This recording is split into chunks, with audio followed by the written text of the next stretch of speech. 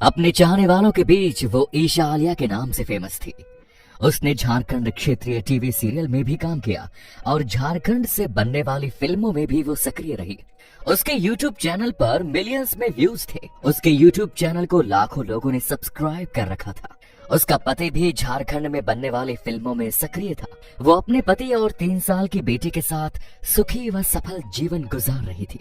लेकिन एक दिन अचानक कुछ ऐसा हुआ कि उसके परिवार की जिंदगी में हमेशा के लिए सन्नाटा छा गया और अब अपने परिवार वालों और खास तौर से भी बेटी के लिए वो केवल एक याद बनकर रह गई है। हम बात कर रहे हैं झारखंड की एक बहुत ही खूबसूरत लड़की ईशा आलिया यानी रिया कुमारी के बारे में। सवाल बहुत सारे हैं, तो आइए जानते हैं आज के इस वीडियो में रिया कुमारी से जुड़े ऐसे ही सवालों के जवाब। पूरी जानकारी के लिए वीडियो को आखिर तक आप जरूर देखिए। झारखंड की राजधानी रांची एक खूबसूरत शहर है और इसी शहर में एक खूबसूरत सी लड़की रिया कुमारी रहा करती थी।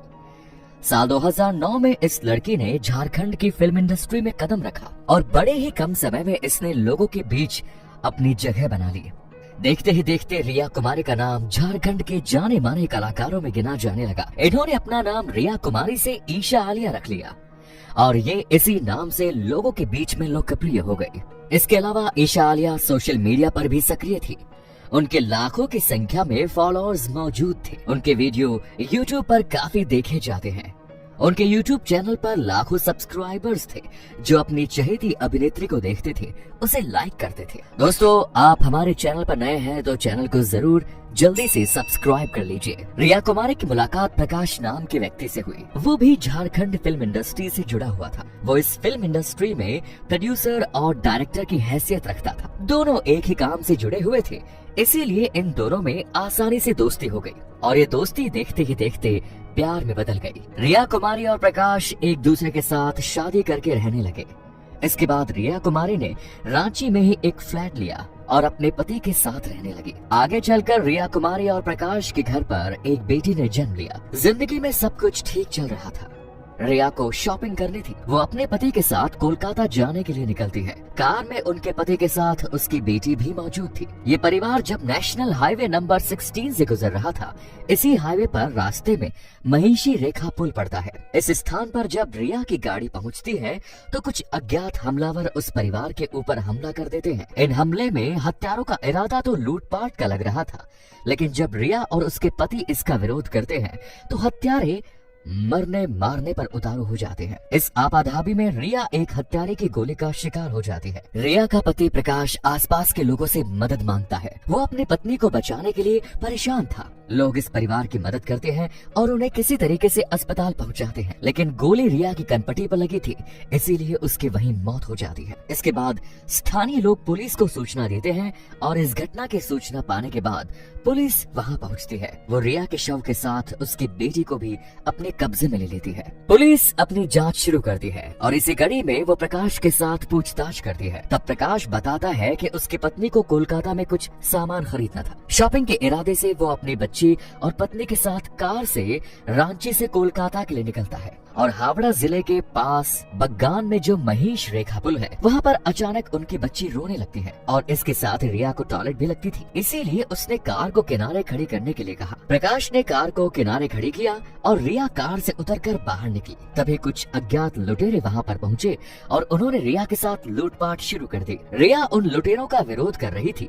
ये देखकर प्रकाश भी कार से नीचे उतरा और उसने अपनी पत्नी को बचाने की कोशिश की, लेकिन लुटेरों की संख्या ज्यादा थी और वो प्रकाश के साथ मारपीट भी करने लगे। ये देखकर रिया को गुस्सा आ गया और उसने लुटेरों पर ताबड़तोड़ तमाचे मारने शुरू कर दिए और इसकी वजह से लुटेरों ने बंदूक निकालकर रिया की कनपटी से सटाकर सीधे गोली मार दी, जिसकी वजह से रिया की मृत्यु हो गई। प्रकाश के बयान के आधार पर पुलिस अपनी कार्रवाई शुरू करती है और वो क्राइम सीन पर पहुंचकर घटनाक्रम के बारे में पूछताछ करती है। साथ ही हाईवे पर लगे सीसीटीवी कैमरे की फुटेज भी खंगालने की कोशिश करती है। इधर रिया की मृत्यु की खबर जब उसके परिवार वालों को लगती है तो वो भी घबराहट से भरे वहाँ पहुँचती है। पुलिस इस घटनाक्रम के बारे में रिया के परिवार वालों से भी पूछती है, लेकिन रिया के परिवार वाले जो कुछ बताते हैं उसे सुनकर पुलिस भी हैरान रह जाती है। रिया के परिवार वाले बताते हैं कि प्रकाश ने रिया से प्यार जरूर किया था, लेकिन वो उसके बाद उसे अपनाना नहीं चाहता था। ये मामला जब कोर्ट की दहलीज पर पहुंचा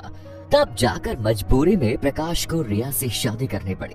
शादी के बाद से ही प्रकाश रिया को टॉर्चर करता था, उसके साथ मारपीट करता था। इतना ही नहीं, प्रकाश ने रिया को कई बार जान से मारने की भी धमकी दी। इसीलिए इस घटना को प्रकाश ने ही अंजाम दिया है। उसने ही साजिश के तहत रिया की हत्या करवाई है। प्रकाश के बारे में रिया के माता पिता ने जो भी कुछ बताया, उसके बाद हावड़ा के एसपी स्वाति बंगालिया ने रिया के प्रति प्रकाश को तत्काल गिरफ्तार करने के आदेश दिए। अधिकारी के आदेश का पालन करते हुए पुलिस कर्मियों ने प्रकाश को गिरफ्तार तो कर लिया, लेकिन अभी भी उनके पास प्रकाश के खिलाफ कोई सबूत नहीं था। इसके बाद बंगाल की पुलिस ने रांची के गोंडा थाना क्षेत्र से एक मोहित नाम के व्यक्ति को गिरफ्तार किया। पुलिस की जांच और उससे मिले इन्फॉर्मेशन के मुताबिक मोहित ही वो व्यक्ति था जिसने रिया के प्रति प्रकाश को वो हथियार दिया था जिससे निकली गोली ने रिया की जान ली। इतना ही नहीं, रिया की हत्या को लूट साबित करने का षड्यंत्र भी इसी व्यक्ति के द्वारा रचा गया था। पुलिस के अनुसार मोहित और प्रकाश फेसबुक मैसेंजर के जरिए एक दूसरे के संपर्क में आए। इसके जरिए उन लोगों ने आपस में बातचीत शुरू की। उसके बाद फोन पर लंबी लंबी बातें होने लगी और इन्हीं बातों का परिणाम था कि रिया की हत्या की साजिश इन दोनों ने मिलकर रची। इसके बाद रिया की हत्या को लूट के दौरान की गई हत्या दिखाने की साजिश भी इन दोनों ने मिलकर ही रची। इस हत्याकांड में एक और व्यक्ति शामिल था जिसका नाम था संदीप, प्रकाश का भाई। भाई ये जानता था कि असल में हत्या वाले उस दिन हाईवे पर एक्चुअल में हुआ क्या था।